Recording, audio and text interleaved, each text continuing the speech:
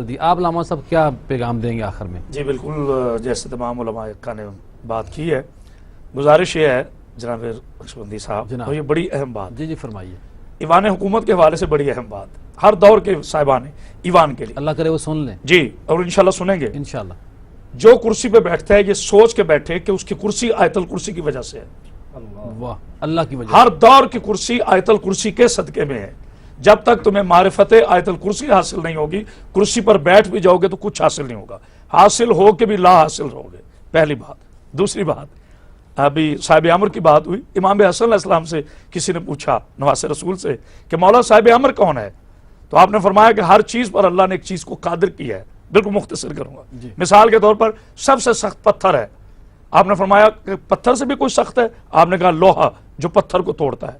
پتھر پہ سخت آگ ہے جو لوہے کو پگھلاتی ہے، آگ سے سخت پانی ہے جو پانی کو اس آگ کو بجھاتا ہے، پانی سے سخت ہوا ہے جو اس کو اڑاتی ہے، ہوا سے سخت وہ فرشتہ ہے جس کا امر اس پہ چلتا ہے، امر سے سخت موت ہے جو امر ہے، اور موت سے بھی غالب اولی الامر ہے، انا اولی الامر، انا جدی اولی الامر، انا پسری اولی الامر۔ گزارش یہ ہے کہ اجتہاد انشاءاللہ باقی رہے گا، انشاءاللہ علماء کی کوشش و جاری ساری ہے۔